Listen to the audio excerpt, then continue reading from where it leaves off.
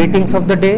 In today's session we are going to study an experiment of bell crank lever. So experiment number 3, bell crank lever. So what is the aim of this experiment? To verify the principle of moments using the bell crank lever apparatus. So first of all we should know what is moment. Okay, after that we will verify the principle of moment by using this bell crank lever apparatus. We should know the equipments required for this experiment. So one by one we will see. First is bell crank lever apparatus. Next one, hangers. So hanger, it is used for the hanging the loads. After that, set of weights, different set of weights we require, scale, etc.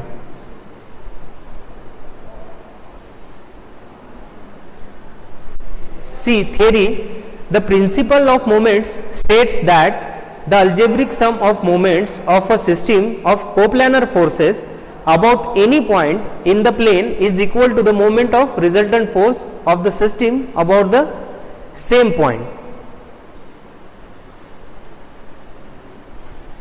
So this principle would be verified for a bell crank lever arrangement.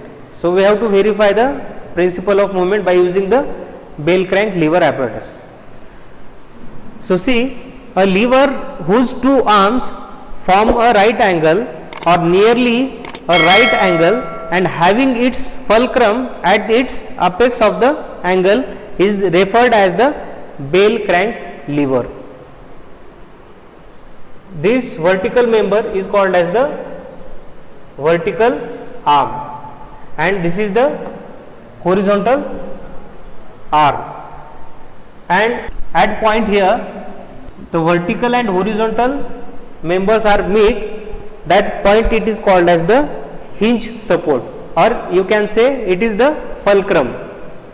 This vertical arm and horizontal arm, it is attached at the hinge support, that is why it is called as the bell crank lever. So see, a lever whose two arms form a right angle or nearly a right angle and having its fulcrum at the apex of the angle is referred as bell crank lever. So these levers were originally used to operate the bell from a long distance, especially where change in direction of bell wires was involved, and hence the name bell crank. And now bell crank levers are used in mechanics to convert the direction of reciprocation movement. This is the diagram of bell crank lever as we discussed. This is the screw for adjusting tension. So this is the screw for adjusting tension. This is the balance spring. This is the pointer. This is the vertical arm. This is horizontal arm. And at this apex of angle, this is called as the hinge support. And this is the base of this bell crank lever. So in horizontal arm, we are going to apply the loads at a different location or different distance. Okay, so we can say we can apply number of loads at this horizontal arm. So W1, W2 and W3. Similarly, from W1 the horizontal distance up to hinge support, that is called as the X1. Similarly, the distance from W2 to hinge support, it is X2, and W3, this is the distance X3. So this is the bell crank lever. Now just see the procedure of this experiment. First step, arrange 3 hangers at arbitrary location on the horizontal arm. Note the location x1, x2, x3. x1 क्या है? x1 क्या है? x1 is the distance from the W1 up to the hinge support. Similarly x2 W2 to hinge support, distance from W2 to hinge support. Similarly x3. So note the locations x1, x2 and x3 of these hangers from the hinge and adjust the tension in the spring connected to the vertical arm such that the two pointers come in the same vertical line. सबसे पहले 2 या 3 hanger आपको horizontal arm पे लगाने हैं, arbitrary location पे. ठीक है. उसके बाद वो हैंगर की वजह से आपके स्प्रिंग में क्या आ जाएगा? टेंशन आ जाएगा. तो टेंशन जो प्रोड्यूस होगा, जो बैलेंस स्प्रिंग में आपको टेंशन दिखाई देगा, तो उसको क्या करना है? नोट डाउन करना है. So that is the initial tension. Okay. So in this position the horizontal arm is truly horizontal. Bubble tube का यूज करके हमें जो हॉरिजॉन्टल आर्म है वो हॉरिजॉन्टल है कि नहीं वो चेक करना है. Note the tensile force in the spring as the initial tension Ti, and also note the location Y of the spring from the hinge. अभी Y का लोकेशन कैसा मेजर करना है? जैसा कि बैलेंस स्प्रिंग कैसा है? हॉरिजॉन्टल है, बराबर है. उसका जो लाइन ऑफ कॉल्मिनेशन है वो कैसा है? हॉरिजॉन्टल है. तो उस हॉरिजॉन्टल डिस्टेंस से परपेंडिकुलर लेके हिंज तक आपको डिस्टेंस मेजर करना है, मतलब वर्टिकल डिस्टेंस आपको मेजर करना है. That vertical distance is nothing but y. So after that hang the weights W1, W2, W3 from the hangers. अभी जहां पे हमने हैंगर्स का लोकेशन फिक्स किया था, तो उस हैंगर्स को हमें W1, W2 या W3 ये वेट हमें लगाने हैं. This will cause the arm to tilt. तो उसकी वजह से क्या हो जाएगा? जो हॉरिजॉन्टल आर्म है तो वो क्या हो जाएगा? टिल्ट हो जाएगा, झुक जाएगा. And the pointers to move away from each other. और जो पॉइंटर्स है वो क्या हो जाएंगे? अगर आर्म टिल्ट होगा तो पॉइंटर्स भी टिल्ट होगा, वर्टिकल आर्म भी टिल्ट होगा. So now adjust the tension. उसके बाद क्या करना है? Adjust the tension in the spring such that the pointers once again come in the same vertical line. So after that the horizontal arm is once again in its horizontal position. After that note the tensile force in the spring as the final tension Tf. जब same line में जब आते हैं vertical arm और pointer, उसके बाद आपको क्या करना है? जो स्प्रिंग का जो टेंशन है तो उसको नोट डाउन करना है. The tensile force T on the vertical arm is the difference between the Tf minus Ti. मतलब Tf क्या है? It is the final tension.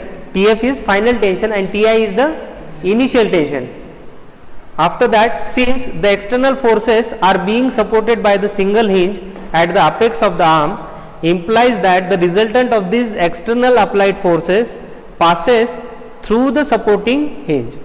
Therefore, to verify the principle of moments, we need to take moments of all the external forces, which includes the weights of hangers hanging from the horizontal arm and tension in the spring connected to the vertical arm about the hinge, and if the total sum is 0, verifies the law of moment since the moments of the resultant is also 0 at the hinge.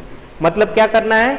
जो आपने load लगाया है W1, W2, W3, उसका distance हमें पता है, तो load into distance किया, फोर्स इनटू डिस्टेंस किया, तो क्या हो जाएगा? आपको मोमेंट मिल जाएगा.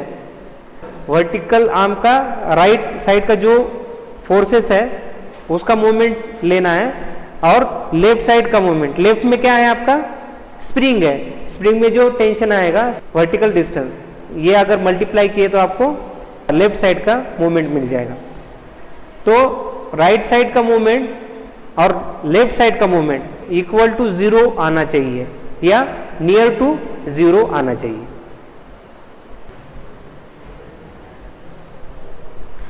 So repeat the above step by changing the weight and their location on the horizontal arm for the 2 more sets of observation. ऐसे 3 रीडिंग्स आपको लेने हैं, है ना. So again I will explain the component of this wheel crank apparatus. So see, this is the balance spring. This is called as the balance spring.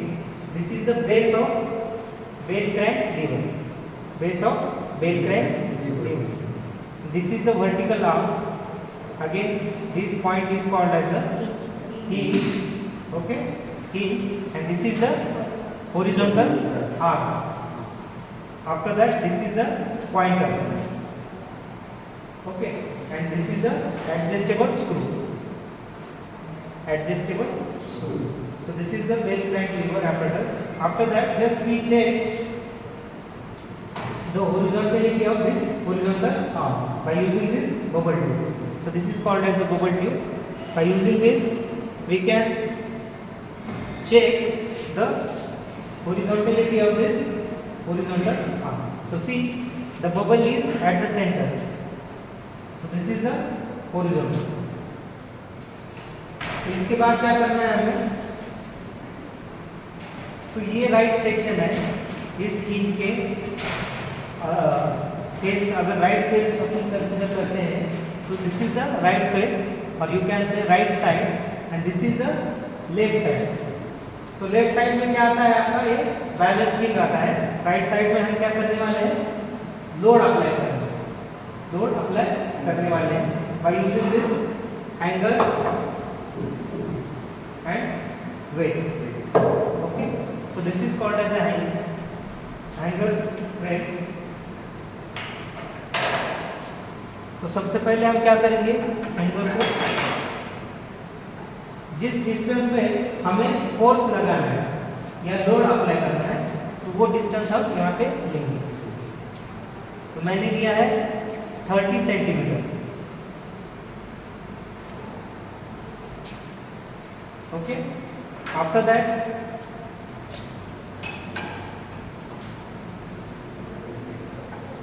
I will take 45. Okay, तो यहाँ पे देखो ये स्प्रिंग में कुछ tension produce हुआ है. किसकी वजह से? ये जो फ्रेम है, एंगल फ्रेम है, तो उसका वेट की वजह से यहाँ पे टेंशन प्रोड्यूस हुआ है. तो क्या करेंगे हम, उसके बाद ये जो पॉइंटर है, ये दोनों पॉइंटर एक साथ आने चाहिए, एक अलाइनमेंट में आने चाहिए. तो उसके लिए ये जो एडजस्टेबल स्क्रू है तो इसको क्या करेंगे, टाइट करेंगे और इसको सेंटर में लाएंगे. आया है क्या सेंटर में?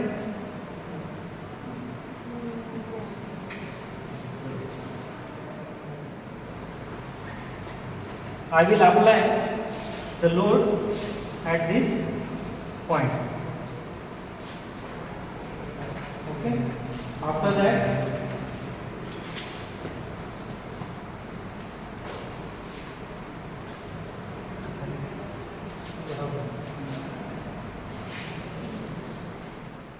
I will just adjust this screw.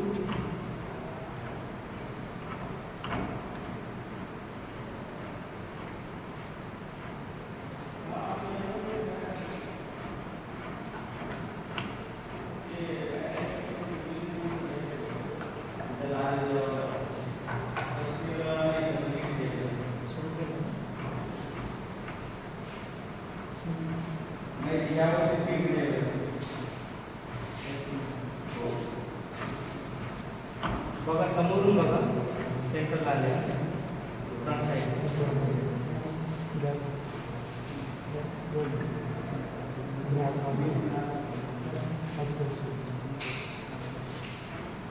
ठीक है, तो हॉरिझॉन्टल आहे का नाही बघा प्लेन, चेक करा. बबल ट्यूब सेंटरला आहे. ठेव कुठे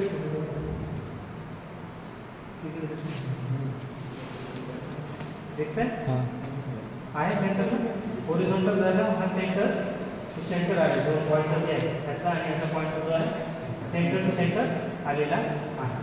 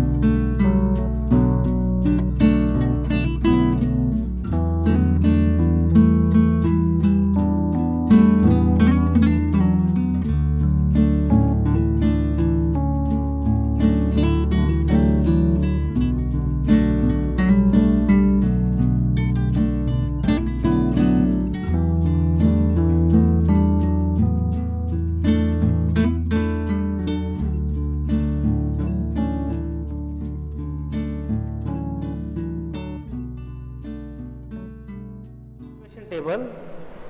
So this is the observation table. So in that, so see here, so Ti is the initial tension in the spring. Y क्या है?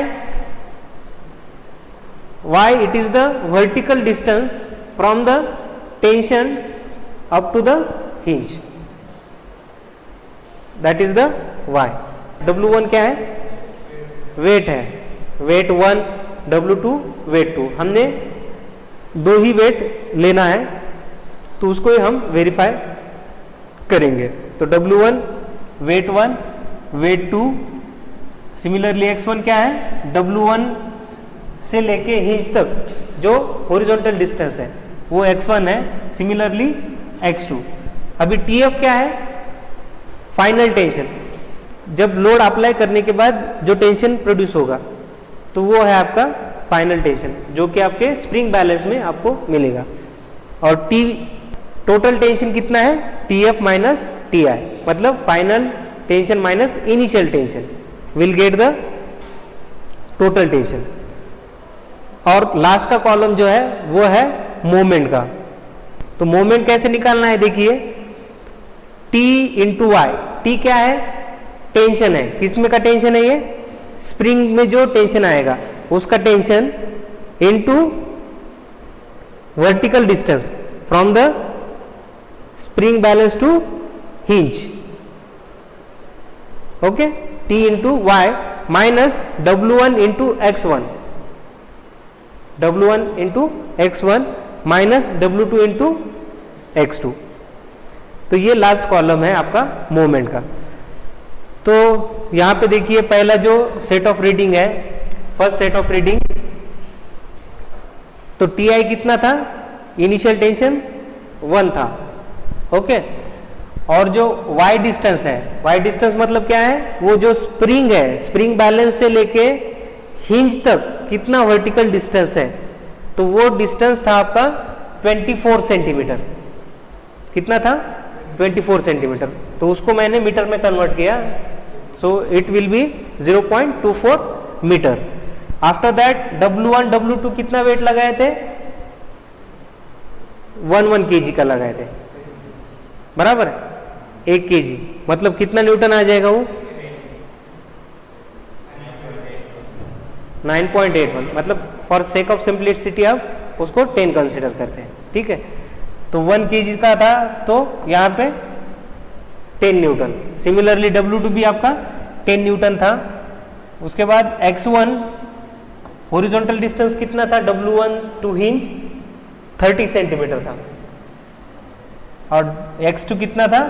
45 सेंटीमीटर, मतलब 0.3 metre and 0.45 metre. And final tension जो आया था आपका स्प्रिंग का, स्प्रिंग में जो बैलेंस स्प्रिंग में आपको टेंशन देखने को मिलेगा तो वो है 32 न्यूटन. ओके, उसका डिफरेंस लिया. T इज इक्वल टू, मतलब total tension is equal to TF minus TI which is equal to 31. ये 31 कैसे आया? TF कितना है? 32. TI कितना है? तो 32 minus 1 which is equal to 31. Similarly second और थर्ड रीडिंग आपको लेने हैं और उसका मोमेंट आपको कैलकुलेट करना है. तो जो फर्स्ट रीडिंग है तो उसका सैंपल कैलकुलेशन आपको मैं बताता हूं. सो सी, summation of moments of all external forces at the hinge O. तो ये summation of moments कहां पे लेना है? हिंज पे लेना है. तो यहां पे देखिए, ये क्या है आपका? W1 है. ठीक है, हमने दो ही लोड लिए थे, W1 और W2. ठीक है, तो ये आपका W1 है और ये आपका W2 है. तो आपको इस पॉइंट के अराउंड मोमेंट लेना है. हिंज कहां पे है? This is the hinge support. अभी देखिए, ये डिस्टेंस कितना है आपका? This is X1. this will be x2. ठीक है, अगर इस पॉइंट पे आपको मोमेंट लेना है, हिंज पे मोमेंट लेना है, तो क्या होगा, देखिए, this force into perpendicular distance, so W1 into perpendicular distance, similarly W2 into perpendicular distance. तर बघा इथे हा पॉइंट आहे, तर हे कसं आहे, क्लॉकवाईज आहे, ह्याला प्लस करा किंवा मायनस करा, मी मायनस कन्सिडर केलेलं आहे, ह्याला पॉझिटिव्ह घ्या, ह्याला पॉझिटिव्ह घ्या. आता हे सेक्शनच्या कोणत्या साईडला आहे, राईट साईडला आहे. ठीक आहे, राईट साईडला आहे, तर अँटी क्लॉकवाईज कसं आहे, पॉझिटिव्ह घ्यायचं आहे, आणि हे कसं आहे, क्लॉकवाईज आहे, मग त्याला काय करायचं आहे, निगेटिव्ह घ्यायचं, म्हणून निगेटिव्ह घेतलं मी. ठीक आहे, तर आता इथे टेन्शन आहे तुमचं, हे स्प्रिंग आहे इथे, बरोबर आहे, ही स्प्रिंग आहे ना इथे. आता ह्या स्प्रिंग मधलं जे हे असं आहे, तर हे कसं असेल, ह्याच्या अपोजिट असेल, तर हे असा फोर्स जातोय, आणि हे व्हर्टिकल डिस्टन्स म्हणजे काय तुमचं, this vertical distance is nothing but the y, this t is the tension. Okay, so T into y, T into y minus W1 into x1 minus W2 into x2. So this is the moment at hinge point.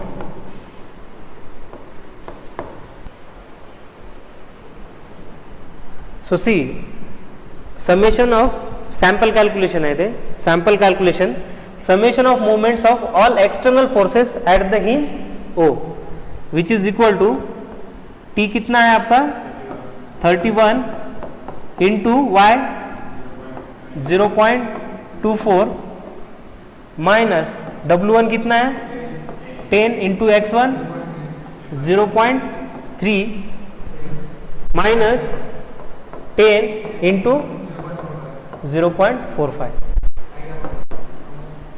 Just calculate.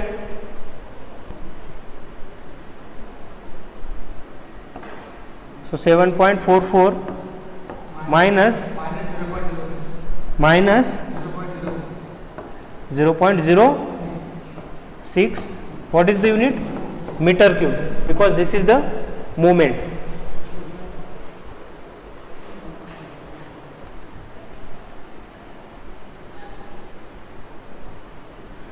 So see, result, summation of moments of all external forces at the hinge of bell crank is close to zero. Close to zero. Conclusion क्या आएगा?